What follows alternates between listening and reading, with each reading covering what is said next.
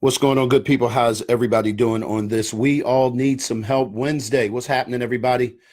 Do me a huge favor. For those of you all who don't know me, let me introduce myself. My name is Glenn P. Brooks Jr. I'm an author, I'm a speaker, I'm a coach, and I would like to help you.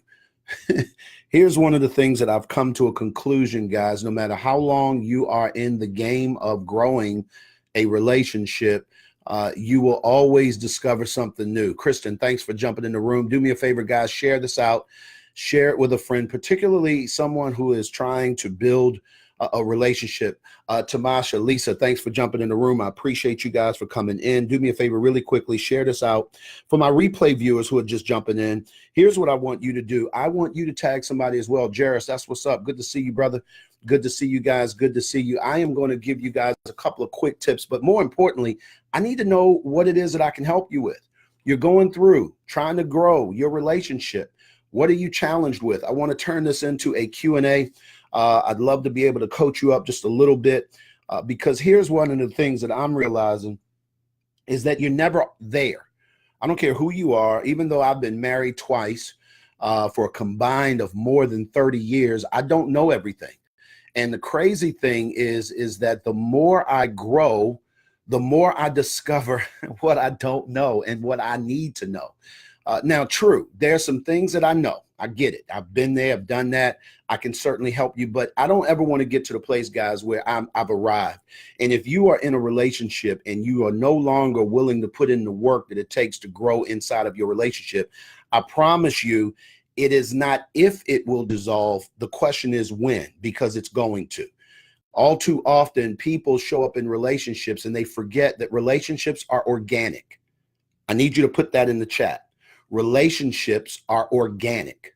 They are alive by definition. Relationships are not things. It's organic. It's something that actually lives.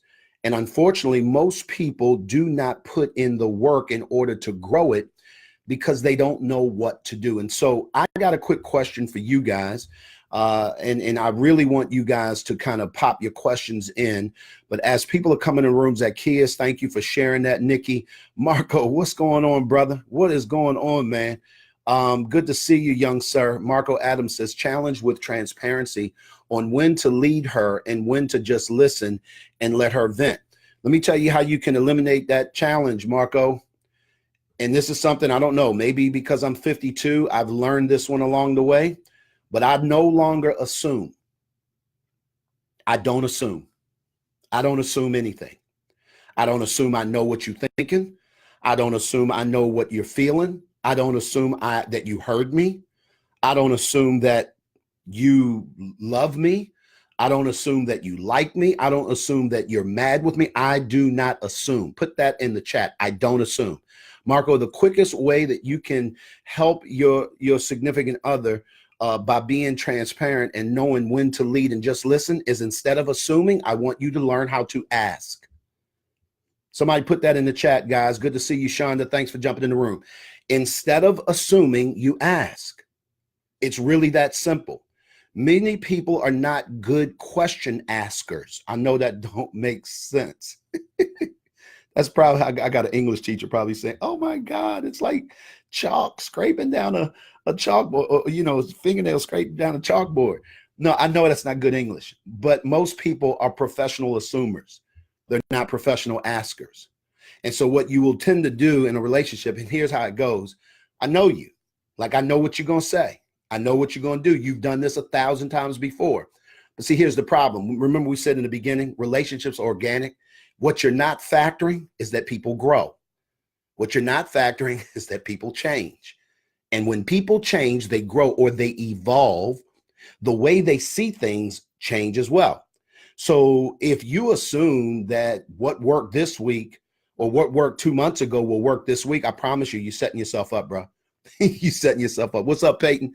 Good to see you, bro. Listen, Peyton, I got to call you, man. We got to talk, really, really, really real talk. I got a workshop that I want to bring to your church and ain't going to cost you a dime. But I just want to really get this material out. And if there's any pastors, any leaders, any church leaders, I have a workshop that we're doing. It's called Fixing Broken Fences. We're going to be at Grace River Church in Virginia Beach in February. There are details on our website. It's in the description in February. So if you're in the Virginia Beach area, we're going to be doing that live. But I want to talk to pastors about figuring out a way how we can bring that workshop to your church. And the reason why is because that workshop will teach you how, or teach we will help you guys as a church family learn how to develop healthy boundaries inside of your relationship. So I really, really want to do that. Gretchen, thanks for jumping in the room. Lacey, what's up? Missed you guys last night. Shout out to the MAPS community, Marriages and Parenting Successfully. For those of you all who don't know, Cherie and I created an online relationship academy where we basically do this kind of growth all day, every day. Every Tuesday, we have a couples room. We have a parenting room. We had a dope parenting meeting last night. Learned about homeschooling, the pluses, the minus, how to do it, with a power couple that came in and really add a significant amount of value to us. And so we really are trying our level best, guys, to help people level up in their skill sets when it comes to doing relationships. Let your questions fly. Let your questions fly. If I have an answer, I will do my best to give it to you. Dominic, good to see you. Our MAPS community is showing up. That's what's up. Angie Adams, Lacey, good to see you guys. Good to see you guys. Listen, if you have a question, you're trying to work on building your relationship, I'd love to be able to answer it. Nikki says, learn how to ask instead of assuming is a much safer option. Nikki, let me tell you why that's so important.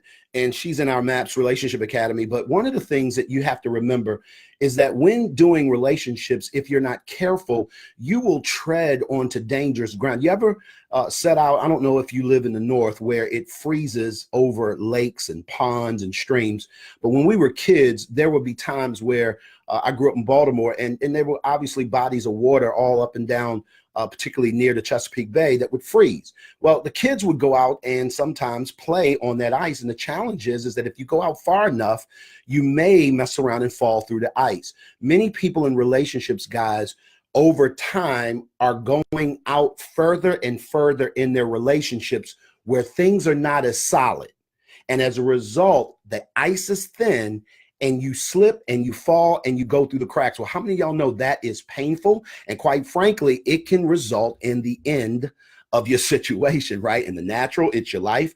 In your relationship, it could be the end of the relationship because you literally walked out into the deep on thin ice. And one of the things I want to help you guys understand is that when you learn how to ask questions, you can identify where the ice is thin in your relationship before you walk on it.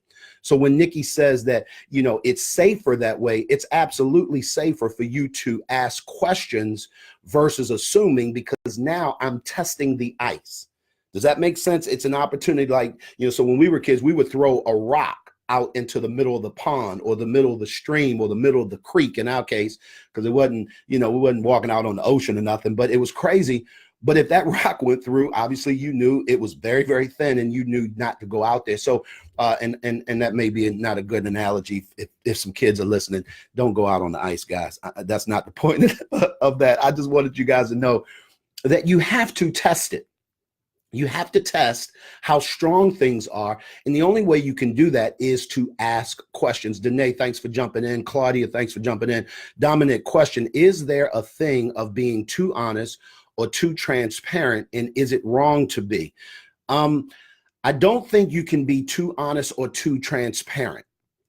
I do think that you can have bad timing. Let me say it this way. I don't think you ever go wrong by being super honest and super transparent. But I do believe that you can have timing that sucks.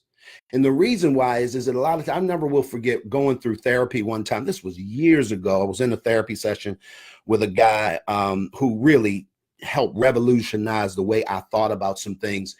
And he said something to me that I will never forget. He said, Glenn, just because you are getting free doesn't mean everybody else wants to be. I want y'all to hear that. Just because I'm going through the therapy, I'm going through the sessions, I'm going through the personal development and the growth, It doesn't necessarily mean that everyone in my circle is ready for that kind of change. And so if I go back to Dominic's question, is there a thing of being too honest? Sometimes you can be honest at the wrong time because the person isn't ready for that level of truth. And so as a result of it, you literally begin to go backwards because you're dumping on them something that really is for you. Here's what I normally tell about people that I coach. I need you to find a person that you can be brutally honest with about how you're feeling relative to your relationship. Now, men, you need to talk to men. Ladies, you need to talk to ladies, because I'm also the guy that committed adultery on a number of occasions in my first marriage. It's no secret. I was married 12 years prior to Cherie. I'm not proud of that, but that often can end up really bad when you are just dumping on people or sharing. You go to a qualified person, preferably same sex. You share unless they're a professional. That changes the game. But at this particular point, what you're trying to do is get it out what you're feeling and shape your thoughts. I call it helping me think something through. Once I come down on how I want to present this, it's a matter of when do I present this truth and in what setting and to whom. Because at that particular point, I think that the transparency now has a leg to stand on, and you don't find yourself just being open and honest. And here's the party line. Here's how it goes. Well, I was honest. I mean, at least I was honest. And it's like, yo, but your timing stinks.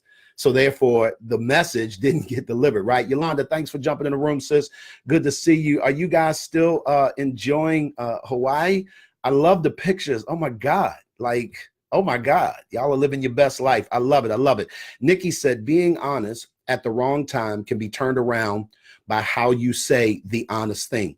1000% correct, Nikki. 1000% correct. Diamond, good to see you in the room. Guys, listen, do me a favor. Tag somebody really quickly. Claudia, I appreciate you jumping in the room, and let them know we are on. I just want to take some relationship questions, whatever you're going through. Guys, I don't know everything, but what I do know, I feel like I am obligated to share, because at the end of the day, I honestly believe that we all need some help. I don't believe that if you are trying to achieve something of great significance, I really don't believe you can do that by yourself. And the last time I checked, getting married, staying married, and making that work long term is a journey of significance. You get what I'm saying? Literally, becoming a parent and being able to do that well is a place of significance. That's something significant that you're doing. The problem is that if you grew up in the community that I grew up in, we have grown up with, and we all know the answer to this. What goes in this house stays where? Y'all fill in the blank. What goes on in this house stays where? Y'all fill in the blank. Fill in the blank, because I know, let me turn this mic down a little bit. I know how I go. I already know y'all know. What goes on in this house stays where? Fill in the blank. Put it in the chat.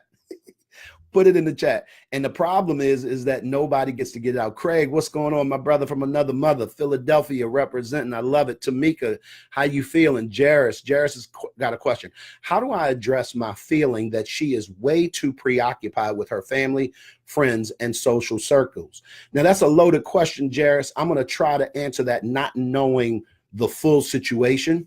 But generally speaking, if you're too preoccupied, and I'm going to read this exactly like you said, how do I address my feeling? Okay, I appreciate that she is way too preoccupied with her family. I'm going to say this. If it's a feeling, it probably should be challenged. And the reason why is because you need to challenge whether or not that feeling is legit, if it's really you, or if she's just really not willing to spend time. Right? I'm not going to sit here and really give you a solid answer. I do think you need somebody who can challenge what it is that you're feeling. Because let's say, for instance, you called me up, and as your coach, you say, listen, coach, this is how I'm feeling. I'm feeling like my wife is spending way too much time with her family, and she is on social media, and she's preoccupied with her friends. I'm going to ask you some questions. Number one, I'm going to ask you, well, how much is too much? I'm also going to ask you, have you guys discussed the boundaries around how much time you're going to spend on these different areas? And is there an agreement on that? Because see, here's what most people in relationships, they have unmet expectations. And so you have this expectation that she's only going to spend time with family 1 day, 2 days a week, maybe, right? That she shouldn't be on social media, all like that. But you guys have never had a conversation. And so as a result, there is no mutual understanding as to what it should or shouldn't be. And so you're just feeling some type of way. And I'm going to tell you right now, feelings lie. Need y'all to hear that. Emotions, they lie. I don't completely 100% trust my emotions, because emotions are based upon how I'm feeling, and that can change from one moment to the other. What I do is I weigh them. I don't necessarily judge them, but I weigh them, I challenge them. And I have people in my life that can speak into my blind spots and challenge before I even go to my spouse about it, because I don't want to make this an issue if it's really me. I hope that makes sense. Danielle, good day, Mr. Glenn. Question, I'm 22 years of age, right? Know what I want in life, but do you think it's the right time for dating when you're still in university? She is from South. Are you from Africa, sis? I think I saw straight out of South Africa. Wow. That's amazing. Well, welcome halfway across the globe. It's been a gazillion years since I've been in South Africa. But Danielle, one of the things that I'll share with you, I think that the right time to start dating is when you know who you are. When I say that, meaning, and again, guys, I got married the first time around when I was 20 years old. So I ain't one to judge, right? I get it. I didn't know what I wanted from me. I didn't know who I was. And so one of the challenges I think that most young couples, particularly people who are dating, they're dating and they're trying to figure out who they are while they're doing that. And I think that's dangerous, particularly if it goes further than the dating process and you wind up getting married, but you've never discovered who you are, what you want, and having an opportunity to begin executing that.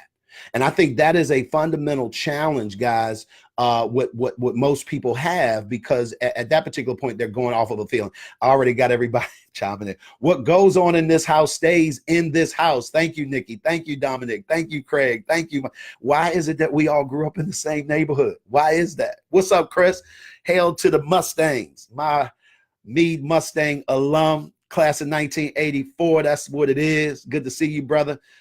How's the weather I think you're in Florida? Good to see you, man. We're going to be in Miami in a couple of weeks, launching the My Family Rocks Cruise 2018. We're taking about 30 people, close to 30 people, and we're all sailing, going to Key West, and then we'll be going on to Cozumel. We're super excited. Last year we cruised and we took our personal family. We were so excited. We said, what would it look like to bring a bunch of strangers who consider themselves family, and or they want to bring their family? So if you guys want to go with us next year, we're calling it the Grown Edition. And we're going to have details coming out soon. This is for grown people. No children are allowed on this one. It'll be a My Family Rocks Cruise 2019, but it's the Grown Edition. So I just want to let you guys know that that's coming. So shout out to all my folks in Florida. What up, Coach Rice? What it do, bro? How you feeling, man? You good? Good to see you, Danae. Thank you. Do you know who you are? Absolutely. Guys, listen, when you are dating, I'm sorry, Danielle, I thought that was a female. I apologize. But the same holds true, bro. The same holds true. When you are coming into relationships, it is super critical for you to know unequivocally who you are. Because if you don't know who you are, you absolutely don't know what to expect from the relationship because of that discovery process. Does that make sense, guys? So I just want to let you know that you have to think back. Questions. We're going to be on for another couple of minutes. I'm not going to be here long. Yes, please invite people to join. I appreciate you guys for jumping in. Yay. I got Coach Rice says, big bro work. I'll see. Yes, sir. Yes, sir. I will absolutely give love to them. And look, do me a favor. Tell your daughter we got her. If she need anything, tell her call us. I know she's not far from where we live in college. Let her know. But yeah, guys, listen, I think that the challenge in most relationships, guys, quite frankly, is people don't know the right questions to ask. And that's why they don't grow. I'm going to say that again. I want to slow down for a quick second. And I want to say to you that when you get to the place that where you learn what questions to ask, first of yourself and then of your partner, you begin to do what I think is magical. You begin to discover. See, unfortunately, most people want to tell somebody something. I just want to get him told. I just want to let him know. He should know by now. Most people, rather than discovering who they are and asking the right questions, they find themselves assuming and dictating. And that's a bad recipe for longevity in a relationship. I'm trying to tell you that is a bad relationship mix for longevity in a relationship. If you're having relationship challenges, guys, and you want to grow with us, if you are married, if you are parenting, if you are trying to go to the next level and your desire is to grow your skill set, let me just say this. Cherie and I are coming up on 20 years in a row in January. And from her admission, we've only had 5 legit arguments in 19 years. Now, most people will hear that number and say, that ain't true. That's bull. I can't believe that. Everybody argues. What I didn't say is that we don't disagree. I didn't say we don't disagree. We disagree every day, several times a day. But I want y'all to hear this very clearly. But our skill set makes it unnecessary to argue. I want y'all to hear that. Our skill set makes it unnecessary for that discussion or that disagreement to elevate to argument level. I don't think there's any production. I don't think there's much productivity in full-blown arguments. I just don't. Not in relationships. It's different when you're debating an issue. I'm not talking about, politics and anything like that. That's a little bit different. When you're talking about relationships, to allow that level of, it takes a level of strife and anger and ego to argue. And I think that that's a dangerous mix in relationships. It doesn't mean you can't say what you need to say. It doesn't mean that you don't get to be heard. It doesn't mean you don't get to share what it is that you feel. It means all of those things, but it also means that you do it in the confines of structure. It's the difference between a street brawl and a boxing match. 1, there are no rules. 2, there are rules and you have to fight fair. And so Cherie and I have learned how to disagree agreeably. And if you want to learn how to do anything like that, we'd love to have you come join and visit our MAPS Relationship Academy, where we teach people the skills to be able to pull that off. www.thecrcoach.com. Any of my MAPS people in the room, y'all do me a favor, put that in the chat. Let me say, please join me. Oh, yeah, my brother is inviting so many people. I love it. I love it. All the way from South Africa. I love it. Lacey says, oh my God, Karen, I had this conversation this morning. I'm working on asking, how can I best help you? Nag free zone. I love it. I love it. I love it. That's exactly how this should look, guys. Listen, let me say this. And I talk about this. I've written 6 books, right? The very first book I wrote is called How to Raise a Man, Not a Mama's Boy. And one of the things that I'm talking to women in that book about is really how to build a certain level of communication with their sons, particularly, right? Here's the challenge. Men speak different languages than women. Men speak different languages than women, meaning we communicate differently. And if you are a female trying to communicate, whether he is a child, whether he is an adolescent, whether he is an adult, if you're talking to the male species, I promise you his primary language is consequence, not talk. And so the challenge is, ladies, when you get married, oftentimes you just want to run your mouth and beat your gums, and you're wondering why he's tuned you out. It's because there's no consequences or there are no actions with those words. That's why a man can typically get his son or daughter to execute quicker than his mother can. I said on average. I'm not putting everybody, I'm not crazy. I'm not going to generalize the entire human race. But on average, men typically can get the kids to execute quicker than the women. Why? Because we tend to speak in consequence language. So it goes like this. If you don't, this is what? And then we deliver. I need you to do this. I need you to do it by this time, and I need you to do it this way. And if it's not, this is what you can expect. And then we deliver on that consistently. And when you have that in relationship, it's called boundaries. In February, we're going to be doing a conference called Fixing Broken Fences here in Virginia Beach. We'd love for you to come be a part of it. The information on that is at thecrcoach.com. But I also would love to take that particular workshop to other churches around the area. If you are that pastor or a person that want to bring us in to do that, I promise you it will be a win-win situation. It's not something that, let's just talk. DM me and let's talk about how we can make that happen. Because at the end of the day, people navigate relationships wrong, not because they don't love each other. It's because they don't have the skills to do it. It's because I can promise you my first marriage fell apart because I had a lack of skills, not a lack of love. I still love my ex-wife. That's my friend. We've known each other since we were children.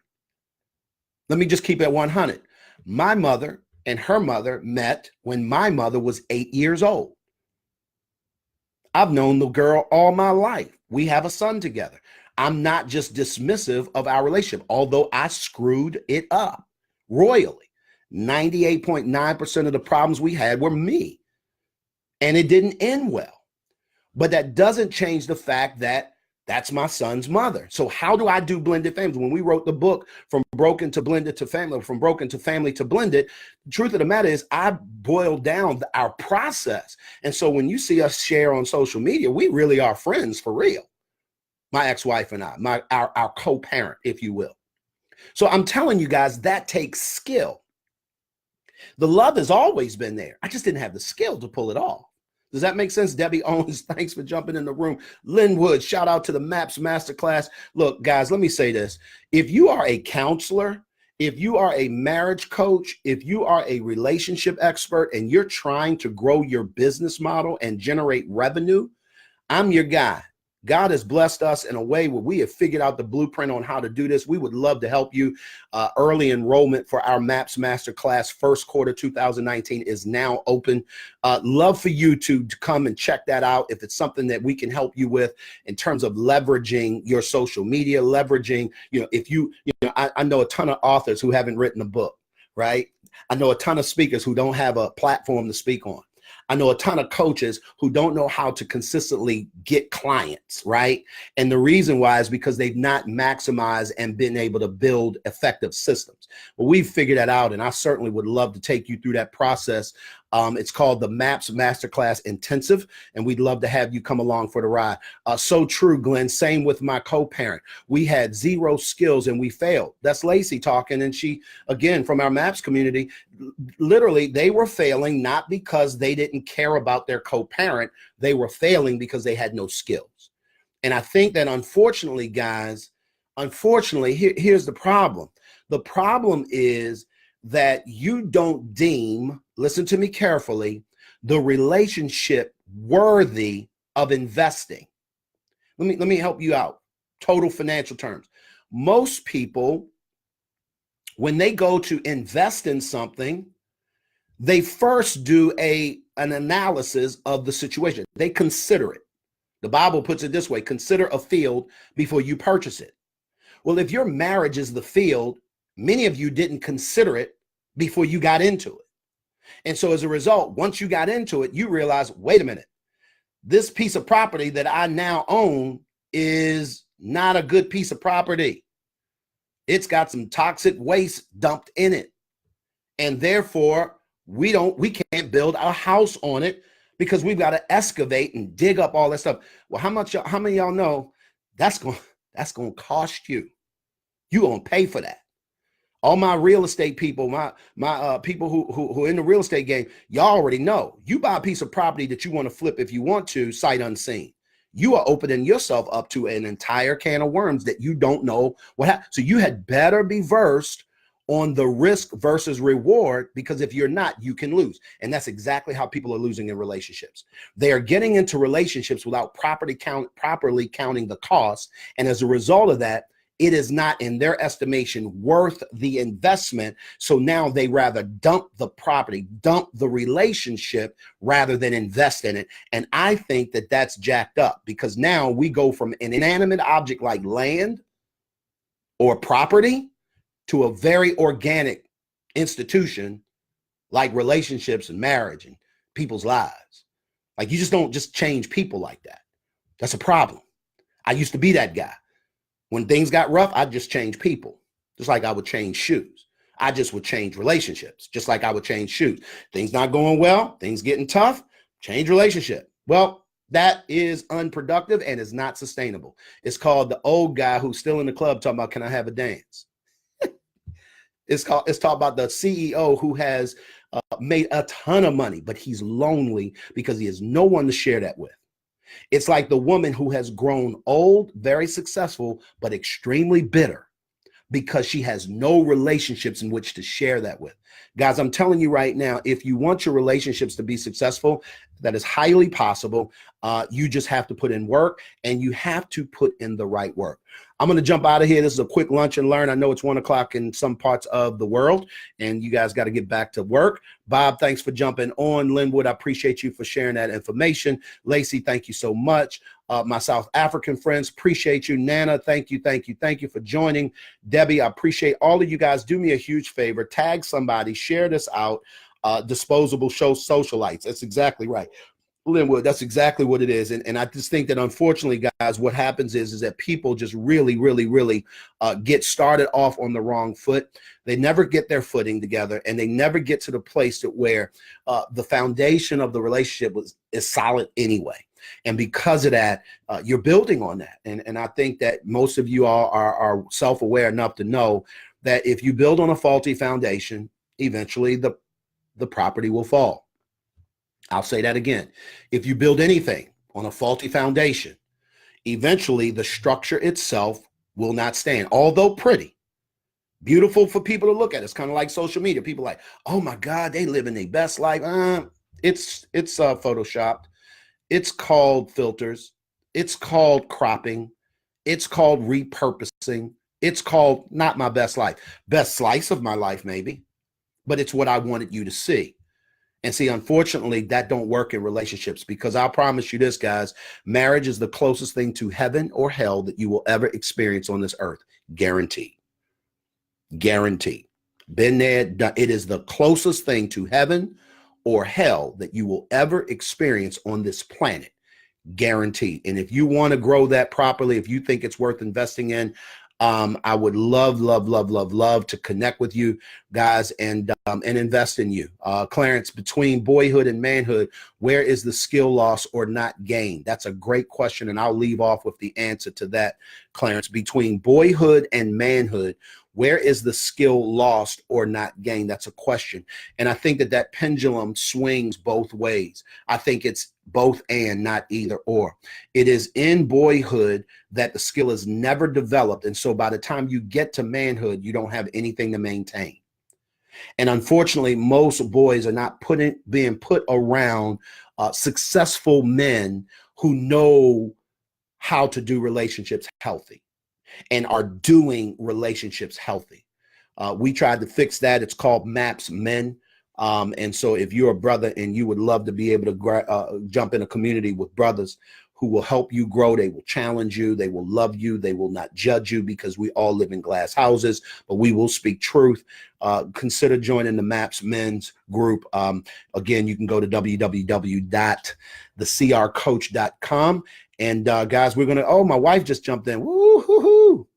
I hope you're feeling better, baby. She's been battling a couple of things. Skill is gained through training and practice. 100%, babe. 100%. Guys, I got to go. I know I promised to let you out of there. Craig, appreciate you, bro. I love you. You guys be good. And at the end of the day, guys, please say it with me. We all need some help. Y'all be good. We'll talk soon.